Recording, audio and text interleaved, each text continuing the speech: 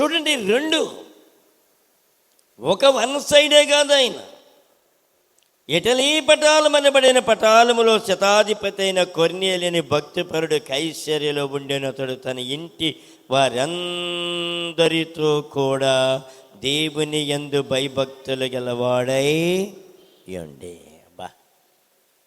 ప్రజలకు బహు ధర్మము చేయుచు ఎల్లప్పుడూ దేవునికి ప్రార్థన చేయవాడు. పగలు ఇంచుమించు 3 గంటల వేళ దేవుని దూత అతని యుద్ధకు వచ్చి కొర్నేలి అని పిలుచుట దర్శనమందు తేటగా అతనికి కనబడెను. అతడు దూత వైపు తేరి చూచి భయపడి, ప్రభా ఏమని అడిగినందుకు దూత, నీ ప్రార్థనలను నీ ధర్మకార్యములను దేవుని సన్నిధికి జ్ఞాపకార్థముగా చేరినవి. ఇది కావాలి మనకి. ఇప్పుడు నీవు ఎపెగు మనుషులను పంపి పేతురును మారు పేరు గల సీమోనుని పిలిపించుమో. ఏం చెప్తున్నాడు? ఒక సేవకుని పిలిపించుమో. చూడండి ఎంత భక్తిపరుడమ్మా. ఇంట బయట కూడా చాలా భక్తిపరుడైన.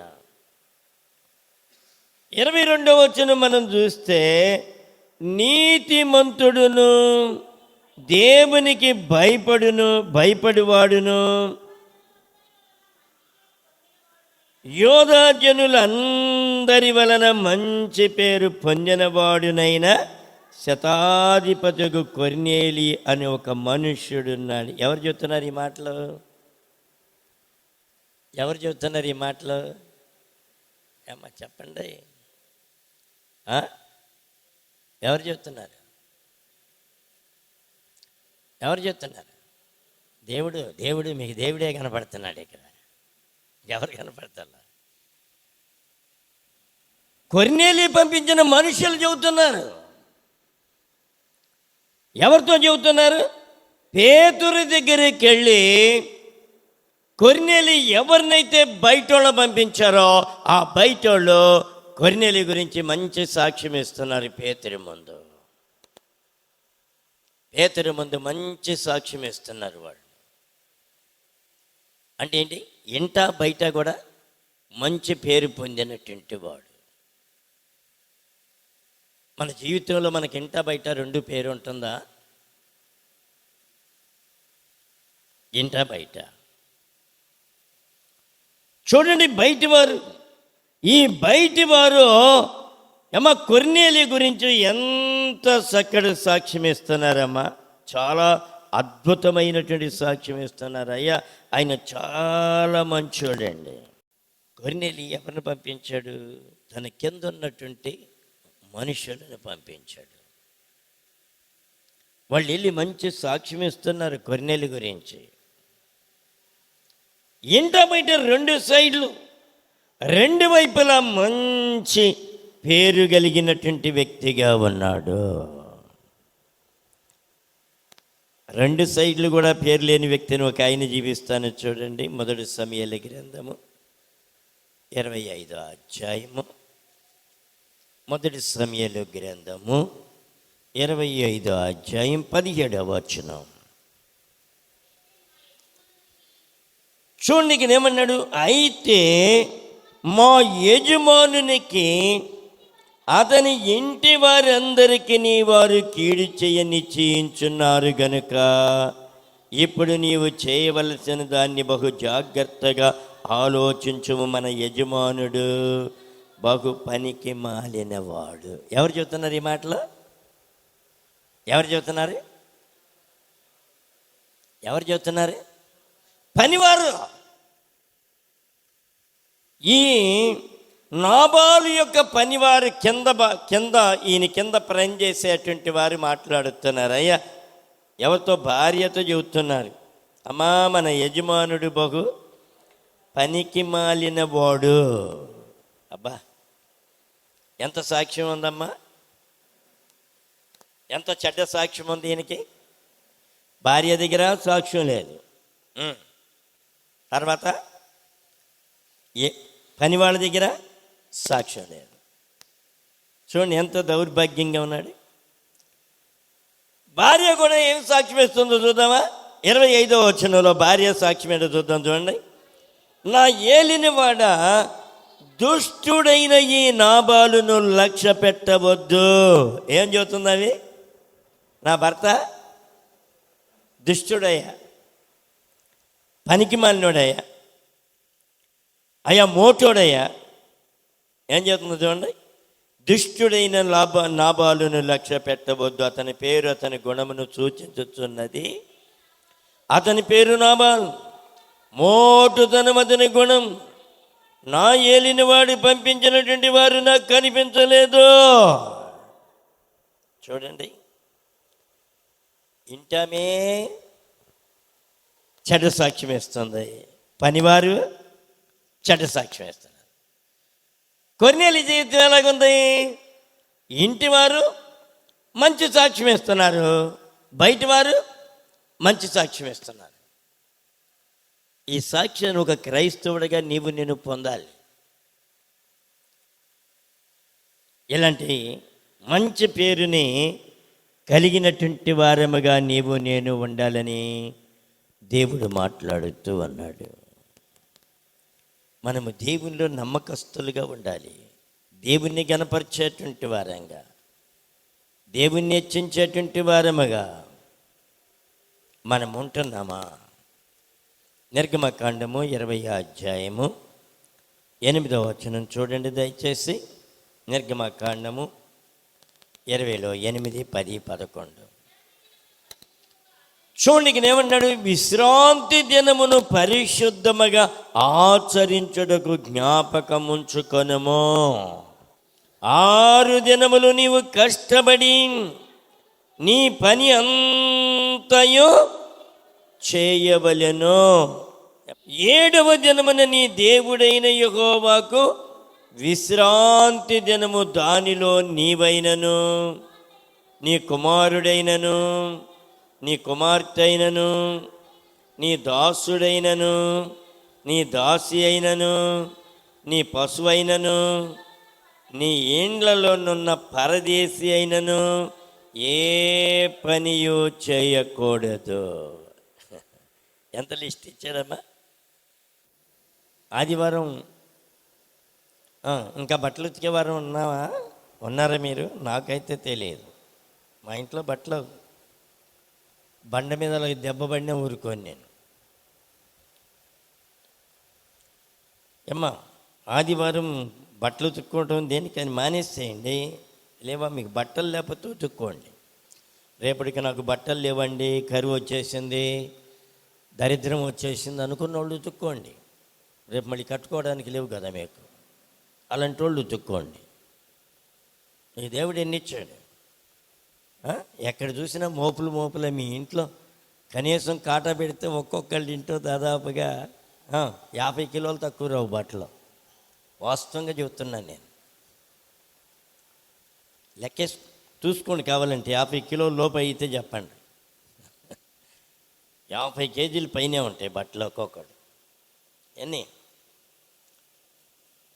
ఇండ్లలోనున్న పరదేశి అయినను ఏ పనియో చేయకూడదు. 6 దినములలో యెహోవా ఆకాశమును, భూమిని, సముద్రమును, వాటిలోని సమస్తమును సృజించి 7వ దినమున విశ్రమించెను.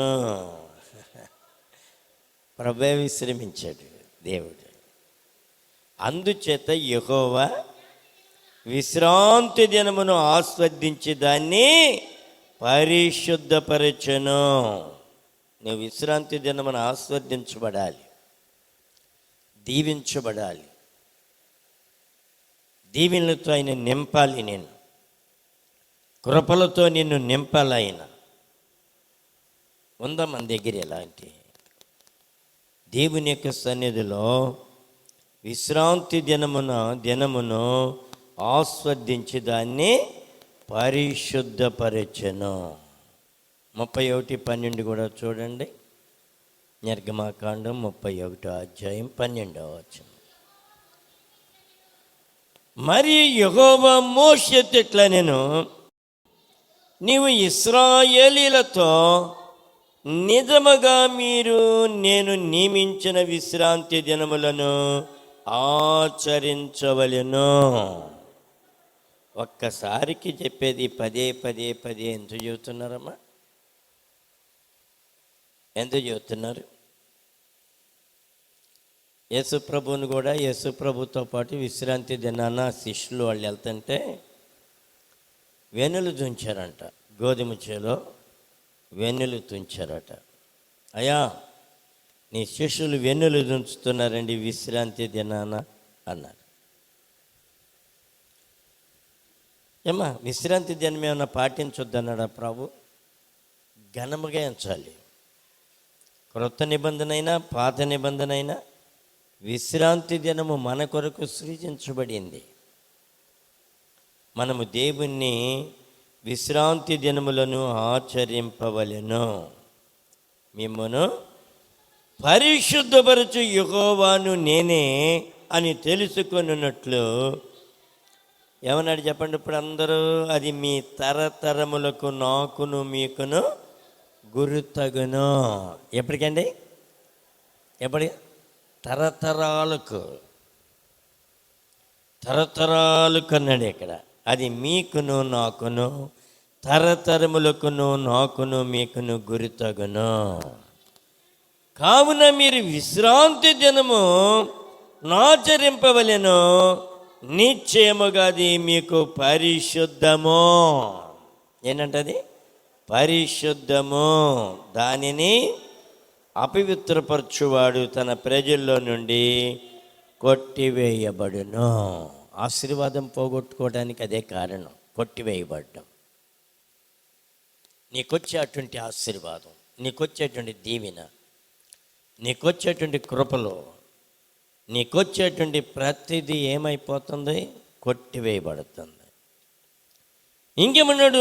6 దినములు పని చేయవచ్చును, 7వ దినమున యెహోవాకు ప్రతిష్ఠితమైన విశ్రాంతి దినము. 7వ దినం ఎవరిదమ్మా? నీది కాదు.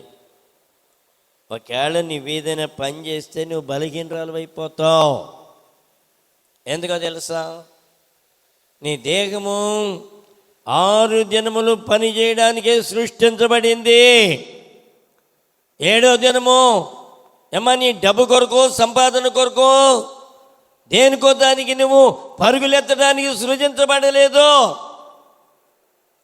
అందుకని ఏమవుతుందంటే మనము బలహీనులమైపోవడానికి కారణాలు అయిపోతున్నాయి.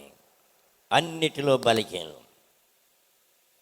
ఏమన్నాడు? 7వ దినము యెహోవాకు ప్రతిష్ఠితమైన విశ్రాంతి దినము. ఆ విశ్రాంతి దినమున పనిచేయు ప్రతి వాడును తప్పక మరణ శిక్ష నందును. ఏమా చూడండి ఎంత భయంకరమండి. ఆ భయంకరమైన దానిలోకి మనం ప్రవేశించకూడదు. దేవుని ఆజ్ఞలో ఒక ఆజ్ఞనది. ఆజ్ఞల్ని మనం పాటించగలుగుతున్నామా? ఇశ్రాయేలీయులు తమ తరతరములకు విశ్రాంతి దినాచారమును అనుసరించి ఆ దినము నాచరింపవలెను. అది నిత్య నిబంధన. నిత్య నిబంధన. నాకును ఇశ్రాయేలీయులకును అది ఎల్లప్పుడూ గుర్తయ్యుండును. ఏలయనగా 6 దినములు యెహోవా భూమి ఆకాశములను సృజించి 7వ దినమున పని మాని విశ్రమించెను. కాబట్టి మనము కూడా దేవుణ్ణి ఘనపరిచేటువంటి వారముగా ఉండాలి, స్తుతించే వారముగా ఉండాలి, దేవుణ్ణి మహిమపరిచేటువంటి వారముగా ఉండాలని దేవుని యొక్క వాక్యం మనతో మాట్లాడుతూ ఉన్నది. ప్రభునందు ప్రియమైన సహోదరి, 23వ అధ్యాయం 12 కూడా చూడండి. నేను చివరిగా ముగిస్తాను.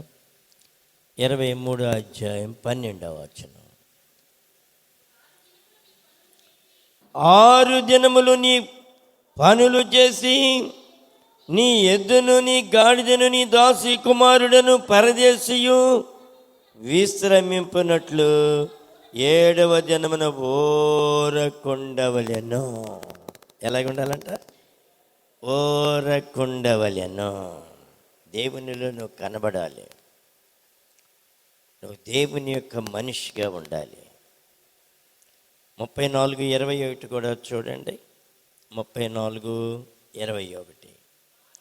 6 దినములు నీవు పనిచేసి 7వ దినమున విశ్రమింపవలెను. దున్ను కాలమందైనను. చూడండి, ఇక్కడ కాలాలు కూడా చెప్పాడు. ఎందుకు? నువ్వు కాలాలు చెప్పి తప్పించుకుంటావని ఇక్కడ కాలాలు కూడా చెప్పాడు. ఏ కాలం అంట? దున్ను కాలమందైనను, కోయు కాలమందైనను ఆ దినమున విశ్రమింపవలెను. ఏమా? ఏ కాలం? దున్ను కాలం, కోయు కాలం. ఏ కాలమైనను నీవు ఆ దినమున విశ్రమింపవలెను. 23వ వచనములు అంటాడు, సంవత్సరమునకు ముమ్మారు నీ పురుషులందరూ ప్రభువును ఇశ్రాయేలు దేవుడైన యెహోవా సన్నిధిని కనబడవలెను. మనం అందరము దేవుని సన్నిధిలో విశ్రాంతి దినాన్ని పరిశుద్ధంగా ఆచరించచ్చు, ఆయన్ని గొప్ప చేయిస్తూ, ఆయన నామాన్ని ఘనపరుస్తూ, దేవుని మహిమపరిచి ఆయన సన్నిధిలో మనం కనబడేటువంటి వారముగా ఉండాలి. అలాంటి భక్తి చేస్తే దేవుడు మనల్ని ఎన్నడూ కదల్చబడినటువంటి వారిగా చేస్తాడు. ఆయన నిన్ను దేవుడు దీవిస్తాడు. ఆయన విశ్రాంతి దినమును దేవుడు దీవించి ఆస్వాదిస్తాడు, ఆయన ఫలింపజేస్తాడు. కాబట్టి ఆశీర్వాదానికి కర్తగా మనం ఉండాలి. కోనేటిలో నీళ్లు కదిలింపబడినప్పుడు ఎదురు చూస్తూ ఉండేవాళ్ళు.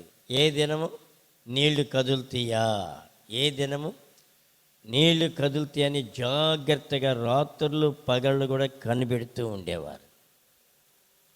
ఎంతమంది ఉన్నారంట అక్కడ? గుంపులు గుంపులుగా ఉన్నారట. ఏమా? నిర్లక్ష్యంగా అలక్ష్యంగా ఉన్నటువంటి వాడు ఎవడైనా మేలు పొందాడా? ఎవడు పొందలేదు. ఆ నీటి శబ్దం విని ఎవడైతే కదులుతాడో వాడు స్వస్థపడ్డాడు. 38 సంవత్సరాల నుండి అక్కడ ఉన్నాడు, కానీ వాడు నీటి శబ్దం వింటున్నాడే కానీ వాడు కదలతలేదు. ఎంతోమంది కదిలి బాగుపడి వెళ్ళిపోయారు కానీ ఈడు నీళ్లు కదులుతున్నాయి కానీ ఈడు కదలతల్లా. మన స్థితి ఎలాగుంది ఆలోచన చేయండి. దేవుని వాక్యము కదులుతుంది కానీ నువ్వు కదలతలేదు. దేవుని వాక్యము నిన్ను తడుతుంది కానీ నీకు స్పర్శ లేదు. ఏమా? చచ్చుబడిపోయినోడికి ఇలా గిల్లితే స్పర్శ తెలియదు. అలాంటి స్థితిలో ఉన్నావేమో. ఒకవేళ దేవుని నామాన్ని ఘనపరచు. ఆయన నీ కుటుంబాన్ని ఘనపరుస్తాడు, నీ బిడ్డలను ఘనపరుస్తాడు. పరిశుద్ధంగా ఆచరిస్తున్నావా? దాన్ని మురికి చేస్తున్నావా? కలుషితం చేస్తున్నావా? విశ్రాంతి దినము ఒకే ఒక్కసారి నా లైఫ్లో దేవుని యొక్క రోదనకరమైన ఏడ్పెన్నాను. ఒకే ఒకసారి విశ్రాంతి దినమున బోరుని మామూలుగానేది, దర్శనంలో కాదు, మామూలుగానే శోకాలు పెట్టి దేవుని నా ఆత్మీయ తండ్రిలాగా ఆయన ఏడ్చినట్లుగా స్వరాన్ని నేను విన్నాను. నిద్రపోయేటప్పుడు కాదు, మెలకువనే గొక్కబట్టి ఏడుస్తున్నాడు. ఏడ్పలా వినపడుతుంది.